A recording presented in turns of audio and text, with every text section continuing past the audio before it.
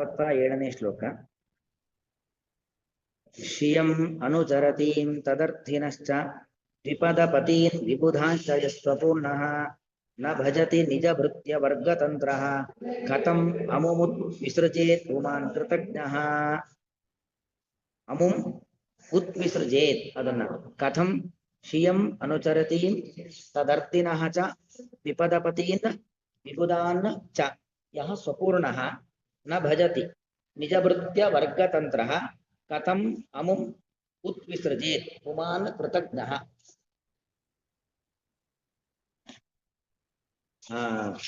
ಇದು ಚತುರ್ಥ ಸ್ಕಂದದಲ್ಲಿ ಬರತಕ್ಕಂತ ಒಂದು ಶ್ಲೋಕ. ನಾರದರು ಪ್ರಚೇತಸರಿಗೆ ಉಪದೇಶ ಮಾಡತಕ್ಕಂಥ ಒಂದು ಸಂದರ್ಭ. ಅಲ್ಲಿ ಬರುವಂತ ಮಾತು,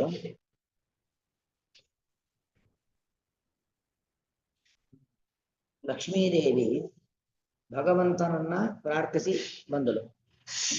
ಲಕ್ಷ್ಮಿಯಿಂದ ಪ್ರಾರ್ಥಿತನಾಗಿರ್ತಕ್ಕಂಥ ಭಗವಂತ ಅವನಿಗೆ ಲಕ್ಷ್ಮಿಯಿಂದ ಏನೂ ಆಗಬೇಕಾಗಿಲ್ಲ. ಹಾಗೆ ಸಕಲ ಭಗವದ್ ಭಕ್ತರೂ ಕೂಡ ಭಗವಂತನನ್ನ ಪ್ರಾರ್ಥಿಸ್ತಾರೆ, ಭಗವಂತನನ್ನ ಆರಾಧಿಸ್ತಾರೆ, ಭಗವಂತನನ್ನ ಪೂಜಿಸ್ತಾರೆ, ಭಗವಂತನನ್ನು ಉದ್ದೇಶಿಸಿಕೊಂಡು ಯಜ್ಞಯಾಗಾದಿಗಳನ್ನ ಮಾಡ್ತಾರೆ. ಅವ್ರು ಯಾರಿಂದಲೂ ಭಗವಂತನಿಗೆ ಏನು ಕೂಡ ಆಗಬೇಕಾಗಿಲ್ಲ. ಆದರೂ ಕೂಡ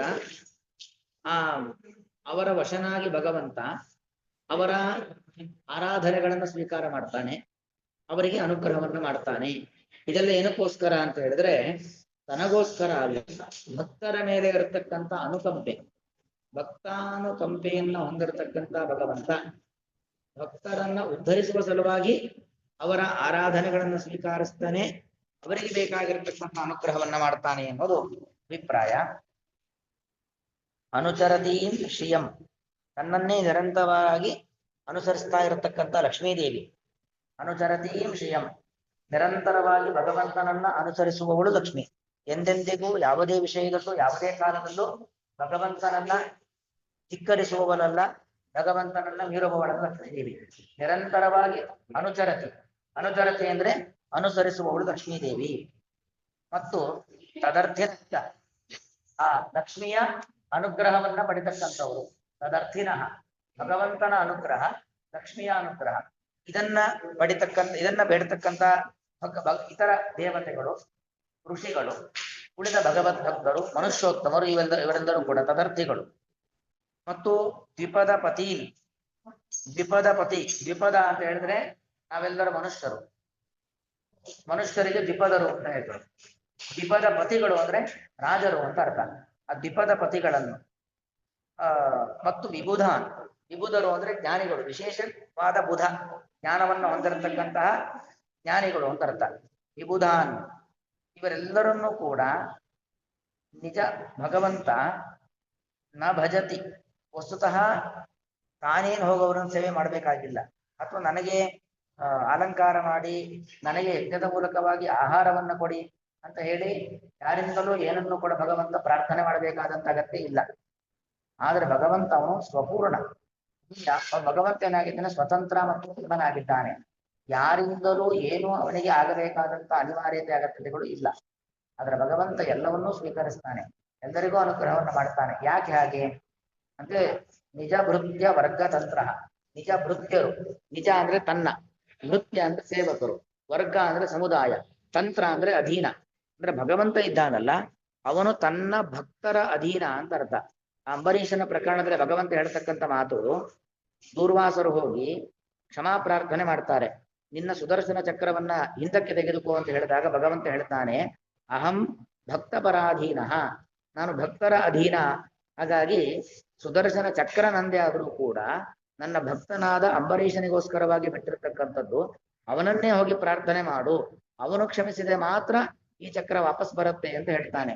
ಭಗವಂತ ಅವನು ಯಾರ ಅಧೀನನೂ ಅಲ್ಲ, ಎಲ್ಲರೂ ಅವನ ಅಧೀನ ಹೊರತು ಅವನು ಯಾರ ಅಧೀನವೂ ಅಲ್ಲ. ಆದರೂ ಕೂಡ ಭಗವಂತ ನಿಜ ಭೃತ್ಯ ವರ್ಗ ತಂತ್ರ, ತನ್ನ ಭೃತ್ಯ ವರ್ಗ ಅಂದ್ರೆ ಸೇವಕ ವರ್ಗ, ಸೇವಕರ ಸಮುದಾಯ. ಭಗವಂತರ ಸೇವಕರ ಸಮುದಾಯ ಎಷ್ಟು ದೊಡ್ಡದಿದೆ ಅಂದ್ರೆ ಲಕ್ಷ್ಮಿಯಿಂದ ಆರಂಭಿಸಿಕೊಂಡು ಎಲ್ಲರೂ ಕೂಡ ಇತರ ದೇವತೆಗಳು, ಋಷಿಗಳು, ಗಂಧರ್ವರು, ಅಪ್ಸರಾ ಸ್ತ್ರೀಯರು, ಮನುಷ್ಯೋತ್ತಮರು, ಸಾಮಾನ್ಯ ಮನುಷ್ಯರು, ಇವರೆಲ್ಲರೂ ಭಕ್ತರ ಭಗವಂತನ ಒಂದು ಭಕ್ತ ವರ್ಗ, ಅದಕ್ಕೆ ಭಗವಂತ ಅಧೀನನಾಗಿರ್ತಾನೆ. ಅದು ಅವ್ರು ಯಾರಿಗೋ ಒಬ್ಬರಿಗೆ ಅಧೀನ, ಇವರಿಗೆ ಅಧೀನ ಅಲ್ಲ ಅಂತ ಅಲ್ವೇ ಅಲ್ಲ. ಯಾರ್ಯಾರು ಭಗವಂತನ ಭಕ್ತರೋ ಅವರೆಲ್ಲರಿಗೂ ಭಗವಂತ ಏನಾಗಿರ್ತಾನೆ? ಅಧೀನನಾಗಿರ್ತಾನೆ. ಅಧೀನನಾಗೋದು ಅಂತ ಹೇಳಿದ್ರೆ ಅವರ ಪ್ರಾರ್ಥನೆಯನ್ನ ಭಗವಂತ ಸ್ವೀಕರಿಸ್ತಾನೆ, ಆ ಪ್ರಾರ್ಥನೆಯನ್ನ ಮನ್ನಿಸಿ ಅನುಗ್ರಹವನ್ನ ಮಾಡ್ತಾನೆ ಅಂತ ಅರ್ಥ. ಹೀಗೆ ಭಗವಂತ ಇಷ್ಟು ಭಕ್ತರ ಮೇಲೆ ವಾತ್ಸಲ್ಯವನ್ನ ಹೊಂದಿರತಕ್ಕಂಥವನಿಗೆ ಯಾವುದೇ ರೀತಿಯಾಗಿರ್ತಕ್ಕಂತಹ ಅಪೇಕ್ಷೆಗಳಿಲ್ಲದೆ ಹೋದರೂ ಕೂಡ ಇಷ್ಟೆಲ್ಲ ಭಕ್ತರ ಮೇಲೆ ಅನುಕಂಪೆಯನ್ನ ವಾತ್ಸಲ್ಯವನ್ನ ಹೊಂದಿರತಕ್ಕಂಥ ಭಗವಂತ, ಇಂತಹ ಭಗವಂತನನ್ನ ಕೃತಜ್ಞಾನ್ ಪುಮಾನ್ ಕೃತಂ ಜಾನಾತೀತಿ ಕೃತಜ್ಞ, ಮಾಡಿದ ಉಪಕಾರವನ್ನ ಸ್ಮರಿಸ್ತಕ್ಕಂಥ ವ್ಯಕ್ತಿ. ಅದು ಪುಮಾನ್ ಅಂದ್ರೆ ಬರೀ ಗಂಡು ಅಂತ ಅರ್ಥ ಅಲ್ಲ, ಸಮಸ್ತ ಭಕ್ತವರ್ಗ ಯಾರೇ ತಾನೇ ಇಂಥ ಮಹದುಪಕಾರಿಯಾಗಿರ್ತಕ್ಕಂತಹ ಭಕ್ತಾಧೀನನಾಗಿರ್ತಕ್ಕಂಥ ಭಗವಂತನನ್ನ ಕಥಂ ಅಮುಂ ಅಂದ್ರೆ ಇಂತಹ ಭಗವಂತನನ್ನ ಉತ್ವಿಸೃಜೇತ್, ಭಗವಂತನನ್ನ ವಿಸರ್ಜನೆ ಮಾಡೋದು ಅಂತ ಹೇಳಿದ್ರೆ ಧಿಕ್ಕರಿಸೋದು. ನಮಗೆ ದೇವರ ಅನುಗ್ರಹ ಬೇಡ, ನಾವು ದೇವರನ್ನ ಆರಾಧಿಸೋದಿಲ್ಲ, ದೇವರನ್ನ ಪೂಜಿಸೋದಿಲ್ಲ ಅಂತ ಯಾರು ತಾನೇ ಹೇಳಲಿಕ್ಕೆ ಸಾಧ್ಯ? ಯಾರಿಗೆ ಒಂದು ಕೃತಜ್ಞತಾ ಭಾವನೆ ಇದೆ, ದೇವರಿಂದ ನಾವು ಉಪಕಾರವನ್ನ ಪ್ರತಿ ಕ್ಷಣದಲ್ಲೂ ಕೂಡ ಪಡೆದಿದ್ದೇವೆ, ಮುಂದೆಯೂ ಕೂಡ ಪಡಿತೇವೆ ಎನ್ನೋ ಒಂದು ಅನುಸಂಧಾನ ಭಾವನೆ ಇದು ಯಾರಿಗೆ ಇದೆಯೋ ಅಂತಹ ಯಾವ ವ್ಯಕ್ತಿ ತಾನೇ ಭಗವಂತನ ಒಂದು ಅನುಗ್ರಹವನ್ನ ಮರೀಲಿಕ್ಕೆ ಸಾಧ್ಯ? ಯಾರೂ ಕೂಡ ಮರೀಲಿಕ್ಕೆ ಸಾಧ್ಯವೇ ಇಲ್ಲ ಎಂತಕ್ಕಂಥ ಅಂಶವನ್ನ, ಅಂದ್ರೆ ಭಗವಂತನ ಮಾಡಿರ್ತಕ್ಕಂಥ ಉಪಕಾರವನ್ನ ಯಾರು ಎಂದೆಂದಿಗೂ ಮರಿಮಾರದು ಅನ್ನೋ ಅಂಶವನ್ನು ಹೇಳುತ್ತಿದ್ದಾನೆ. ವ್ಯಾಖ್ಯಾನ ನೋಡಿ. ಜನನ್ಯ ವಕ್ಷಃ ನಿವಾಸಂ ಅಕರೋತ್, ಹಿಂದಿನ ಶ್ಲೋಕದಲ್ಲಿ ಬಂತು. ಆ ಲಕ್ಷ್ಮೀದೇವಿಗೆ ಭಗವಂತ ತನ್ನ ಎದೆಯನ್ನೇ ಆಶ್ರಯ ಸ್ಥಾನವನ್ನಾಗಿ ಕೊಟ್ಟ ಅಂತ ಬಂತು. ಇತ್ಯುಕ್ತೇಪಿ, ಹೀಗೆ ಹೇಳಿದಾಗಲೂ ಕೂಡ ತಸ್ಯ ತಯಾ ಪ್ರಯೋಜನಮಸ್ತಿ ಇತಿ ನ ಮಂತವ್ಯಂ ಇತ್ಯಾಶ್ರಯೇನ. ಆ ಭಗವಂತನಿಗೆ ಅಂತಹ ಲಕ್ಷ್ಮೀದೇವಿಯಿಂದ ಯಾವುದೇ ರೀತಿಯಾಗಿರ್ತಕ್ಕಂಥ ಪ್ರಯೋಜನ ಇದ್ದದ್ರಿಂದಾಗಿ ವಕ್ಷಸ್ಥಳದಲ್ಲಿ ಆಶ್ರಯ ಕೊಟ್ಟಿದ್ದಾನೆ ಅಂತ ತಿಳ್ಕೊಳ್ಬಾರ್ದು ಅನ್ನೋ ಅಭಿಪ್ರಾಯದಲ್ಲಿ ಹೇಳ್ತಾ ಇದ್ದಾರೆ. ಅನುಚರತೀಂ ಶ್ರಿಯಂ ಅನುಚರತಿ ಸ್ವಸೇಮಾಂ ಕುರುವಂತೀಂ ಅಪಿ ಶ್ರಿಯಂ.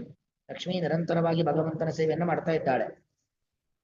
ತಾಂ ಶ್ರಿಯಂ ಅರ್ಥಯಂತೀತಿ ತಾನು ನೃಪತಪತೀನ್ ತದರ್ಥಿನಶ್ಚ. ತದರ್ಥಿಗಳು ಅಂದ್ರೆ ಲಕ್ಷ್ಮಿಯ ಅನುಗ್ರಹವನ್ನ ಪ್ರಾರ್ಥನೆ ಮಾಡ್ತಕ್ಕಂಥ ಇವರೆಲ್ಲರೂ ಕೂಡ ಯಾರ್ಯಾರು? ನೃಪತಿಗಳು. ಅಲ್ಲಿ ಬಂತು ದ್ವಿಪದಪತೀನ್ ಅಂತ ಬಂತು. ದ್ವಿಪದಪತಿಗಳು ಅಂದ್ರೆ ರಾಜರು, ನೃಪತಿಗಳು ಮತ್ತು ವಿಬುಧ ಜ್ಞಾನಿಗಳು. ಯಹ ನಭಜತಿ, ಯಾರನ್ನೂ ಕೂಡ ಭಗವಂತ ನನ್ನ ಅನುಗ್ರಹಕ್ಕೋಸ್ಕರವಾಗಿ, ನನ್ನ ಸಹಾಯಕ್ಕೋಸ್ಕರವಾಗಿ ನನಗೆ ಪೂಜೆ ಮಾಡಿ, ಆರಾಧನೆ ಮಾಡಿ, ಹೋಮ ಮಾಡಿ ಅಂತ ಭಗವಂತ ಹೇಳೋದಿಲ್ಲ. ತೈ ಕಿಮೋಬೆ ಪ್ರಯೋಜನ ನ ಅನುಸಂಧತ್ತೆ. ನಭಜತಿ ಶಬ್ದಕ್ಕೆ ಅರ್ಥ ಈಕ್ವಲ್ಸ್. ನಭಜತಿ ಅಂದ್ರೆ ತೈಹಿ ಕಿಮಪಿ ಪ್ರಯೋಜನ ಅನುಸಂಧತ್ತೆ. ಲಕ್ಷ್ಮಿಯಿಂದಾಗಲಿ, ಲಕ್ಷ್ಮಿಯ ಅನುಗ್ರಹವನ್ನ ಬಯಸ್ತಕ್ಕಂಥ ರಾಜರಿಂದಾಗ್ಲಿ, ಮನುಷ್ಯರಿಂದಾಗ್ಲಿ, ಯಾರಿಂದಲೂ ಕೂಡ ಭಗವಂತ ಯಾವ ಪ್ರತ್ಯುಪಕಾರವನ್ನು, ಯಾವ ರೀತಿಯಾಗಿರ್ತಕ್ಕಂಥ ಸಹಕಾರವನ್ನು ಭಗವಂತ ಅಪೇಕ್ಷೆ ಪಡೋದಿಲ್ಲ. ಕುತಃ, ಯಾಕೆ ಭಗವಂತ ಯಾರಿಂದಲೂ ಏನನ್ನು ಅಪೇಕ್ಷೆ ಪಡೋದಿಲ್ಲ ಅಂದ್ರೆ ಸ್ವಪೂರ್ಣ ಅಂತಿದೆ ಶ್ಲೋಕದಲ್ಲಿ. ಅದಕ್ಕೆ ಅರ್ಥ ಸ್ವರೂಪಾನಂದೇನ ಪೂರ್ಣತ್ವಾತ್. ಭಗವಂತ ಸ್ವಪೂರ್ಣ, ಸ್ವರೂಪಾನಂದದಿಂದಾಗಿ ಪೂರ್ಣ. ಭಗವಂತ ಸ್ವರಮಣ, ಅವನಿಗೆ ಮತ್ತೊಬ್ಬರಿಂದ ಸುಖ ಇಲ್ಲ, ಅವನಿಂದಲೇ ಸುಖ ಹೊರತಾಗಿ ಮತ್ತೊಬ್ಬರಿಂದ ಸುಖ ಅನ್ನೋದು ಭಗವಂತನಿಗಿಲ್ಲ. ಈ ಅಭಿಪ್ರಾಯದಲ್ಲಿ ಹೇಳಿದ್ರು ಸ್ವಪೂರ್ಣ. ಯದಾ ರಮಾದೀನಾಂ ಈದೃಶೀ ದಶ, ಅಂದ್ರೆ ಲಕ್ಷ್ಮೀದೇವಿಯಿಂದಲೂ ಕೂಡ ಲೋಕಮಾತೆಯಾದಂತಹ ಭಗವಂತನ ಪತ್ನಿಯಾಗಿರತಕ್ಕಂಥ ಲಕ್ಷ್ಮಿಯಿಂದಲೂ ಭಗವಂತನಿಗೆ ಏನೂ ಆಗಬೇಕಾಗಿಲ್ಲ ಅಂದ್ಮೇಲೆ ತದಾ ಅಲ್ಪಭಕ್ತಾನಾಂ ಕಾಕತಿ. ಇನ್ನು ಅಲ್ಪಭಕ್ತರು, ನಾವು ಮಾಡುವಂತ ಪೂಜೆಯಿಂದಲೇ ಭಗವಂತನ ಮಾನ ಮುಚ್ಚುತ್ತೆ, ಭಗವಂತನ ಹೊಟ್ಟೆ ತುಂಬತ್ತೆ ಅಂತ ಅನ್ಕೊಳ್ಳೋದು ದೊಡ್ಡ ಅನರ್ಥ. ಕಾಗತಿ ಇತಿ ಇತ್ಯತಃ ತತ್ ಸ್ವಭಾವಂ ಕಥಯತಿ. ಭಗವಂತನ ಸ್ವಭಾವವನ್ನು ನಿರೂಪಣೆ ಮಾಡ್ತಾ ಇದ್ದಾರೆ. ನಿಜ ಭೃತ್ಯ ವರ್ಗತಂತ್ರ ಯಹ ಈದೃಶೋಪಿ. ಭಗವಂತ ಇಂಥವನು, ಯಾರಿಂದಲೂ ಯಾವುದೇ ರೀತಿಯಾಗಿರ್ತಕ್ಕಂತಹ ಸೇವೆಯ ಅಥವಾ ಪೂಜೆಯ ಅಪೇಕ್ಷೆ ಭಗವಂತನಿಗಿಲ್ಲ ಅಂತವನಾಗಿದ್ರೂ ಕೂಡ ಭಗವಂತ ಏನಾಗಿದ್ದಾನೆ? ನಿಜ ಭೃತ್ಯ ವರ್ಗತಂತ್ರ. ನಿಜಾಹ ಏ ಭೃತ್ಯಾಹ, ನಿಜ ಅಂದ್ರೆ ತನ್ನವರಾಗಿರ್ತಕ್ಕಂಥ ಯಾವ ಭೃತ್ಯರು ಅಂದ್ರೆ ಭಗವಂತನ ಸೇವಕರು ಅಂತ ಅರ್ಥ, ಭಕ್ತರು. ತೇಷಾಂ ವರ್ಗ, ಅವರ ದೊಡ್ಡ ಸಮುದಾಯ. ಯಾಕೆಂದ್ರೆ ದೇವತೆಗಳ ಸಮುದಾಯ ಬೇರೆ, ದೇವೋತ್ತಮರ ಸಮುದಾಯ ಬೇರೆ. ಅಲ್ಲಿ ಗಂಧರ್ವರು, ಯಕ್ಷರು, ಕಿನ್ನರರು, ಋಷಿಗಳು, ಅನೇಕ ಋಷಿ ಮುನಿಗಳು, ಪುರಾಣ ಪ್ರವರ್ತಕರು, ಹೀಗೆ ಅನೇಕ ಭಕ್ತವರ್ಗ ಇದೆ, ಅವರ ದೊಡ್ಡ ಸಮೂಹ ಇದೆ. ತಸ್ಯ ತಂತ್ರ ಶಬ್ದಕ್ಕೆ ಅಧೀನ, ತನ್ನ ಭಕ್ತ ವರ್ಗದ ಅಧೀನನಾಗಿದ್ದಾನೆ ಭಗವಂತ. ಅಲ್ಪಭಕ್ತಾನಾಂ ಕೇವಲ ಸುಲಭ ಇತಿ ಭಾವ. ಅಂದ್ರೆ ದೇವರ ಬಗ್ಗೆ ಸ್ವಲ್ಪ ಭಕ್ತಿ ಮಾಡಿದ್ರು ಸಾಕು, ಭಗವಂತ ಅತ್ಯಂತ ಸುಲಭವಾಗಿ ನಮಗೇನ್ ಮಾಡ್ತಾನೆ? ಅನುಗ್ರಹವನ್ನ ಮಾಡ್ತಾನೆ. ಅಮುಂ ಈದೃಕ್ ಕೃಪಾಲುತ್ವ ಗುಣಂ, ಇಂತಹ ಭಕ್ತಾನುಕಂಪೆ ಎಂಬತಕ್ಕಂಥ ಗುಣವನ್ನು ಹೊಂದಿರತಕ್ಕಂತಹ ಭಗವಂತನನ್ನ ಯಹ ಕೃತಜ್ಞ, ಮಾಡಿದ ಉಪಕಾರವನ್ನ ಸ್ಮರಣೆ ಮಾಡತಕ್ಕಂಥ ಸ್ವಭಾವ ಇರತಕ್ಕಂಥ ವ್ಯಕ್ತಿ. ಕೃತಂ ಜಾನಾದೀತಿ ಕೃತಜ್ಞ ತತ್ಕೃತ ಉಪಕೃತಿ ವೇತ್ತ, ಭಗವಂತ ಮಾಡಿರತಕ್ಕಂಥ ಉಪಕಾರವನ್ನ ತಿಳಿಯುವ ಸಾಮರ್ಥ್ಯ ಇರುವಂತ ಪುಮಾನ್ ವ್ಯಕ್ತಿಯು ಕಥಂ ವಿಸೃಜೆ, ಹೇಗೆ ತಾನೇ ಭಗವಂತನನ್ನು ಬಿಡ್ಲಿಕ್ಕೆ ಸಾಧ್ಯ. ಏಷಃ ಏವ ಮುಮುಕ್ಷುಭಿ ಜಿಜ್ಞಾಸ್ಯ ಅಂದ್ರೆ ಅಭಿಪ್ರಾಯ ಏನು, ಯಾರು ಮುಕ್ತಿಯನ್ನ ಬಯಸ್ತಾರೋ, ಮುಕ್ತಿಯನ್ನ ಬಯಸ್ತಕ್ಕಂಥ ವ್ಯಕ್ತಿಗಳು ಭಕ್ತಾನುಕಂಪೆ ಎಂಬತಕ್ಕಂಥ ದಯೆಯನ್ನ ಗುಣವನ್ನು ಹೊಂದಿರತಕ್ಕಂಥ ಭಗವಂತನನ್ನೇ ತಿಳಿಬೇಕು, ಭಗವಂತನನ್ನೇ ಆರಾಧಿಸಬೇಕು ಅನ್ನೋದು ನಾರದರ ಈ ಮಾತಿನ ಅಭಿಪ್ರಾಯ.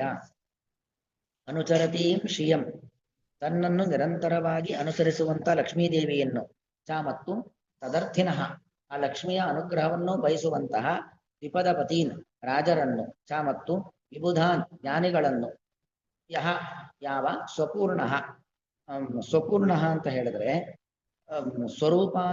ಸ್ವರೂಪ ಆನಂದದಿಂದಾಗಿ ಪೂರ್ಣನಾಗಿರ್ತಕ್ಕಂಥ ಭಗವಂತನು ನ ಭಜತಿ, ತನ್ನ ಉಪಕಾರಕ್ಕೋಸ್ಕರವಾಗಿ ಅವರನ್ನ ಸ್ವೀಕರಿಸುವುದಲ್ಲ, ಅವರ ಆರಾಧನೆಯನ್ನು ಸ್ವೀಕರಿಸುವುದಲ್ಲ.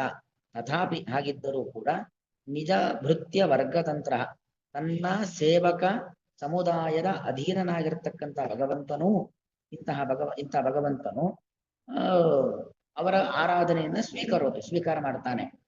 ಕೃತಜ್ಞ ಯಹ ಪುಮಾನ್, ಅಂದ್ರೆ ಮಾಡಿದ ಉಪಕಾರವನ್ನ ಸ್ಮರಿಸುವ ಸ್ವಭಾವವುಳ್ಳಂತ ಯಾವುದೇ ಒಬ್ಬ ವ್ಯಕ್ತಿಯಾದರೂ ಕೂಡ ಅಮುಂ, ಇಂತಹ ಭಕ್ತಾನುಕಂಪೆ ಎಂಬ ದೊಡ್ಡ ಗುಣವನ್ನು ಹೊಂದಿರತಕ್ಕಂಥ ಭಗವಂತನನ್ನು ಕಥಂ ಉತ್ವಿಸೃಜೆ, ಹೇಗೆ ತಾನೇ ಬಿಡ್ಲಿಕ್ಕೆ ಸಾಧ್ಯವೇ ಇಲ್ಲ. ಭಗವಂತನನ್ನ ಯಾರೂ ಕೂಡ ಪರಿತ್ಯಾಗ ಮಾಡ್ಲಿಕ್ಕೆ ಸಾಧ್ಯವೇ ಇಲ್ಲ. ಪ್ರತಿಯೊಬ್ಬ ಜಿಜ್ಞಾಸುಗಳು ಕೂಡ, ಪ್ರತಿಯೊಬ್ಬ ಮೋಕ್ಷಾರ್ಥಿಗಳು ಕೂಡ ಭಗವಂತನನ್ನ ಆರಾಧಿಸ್ತಾರೆ.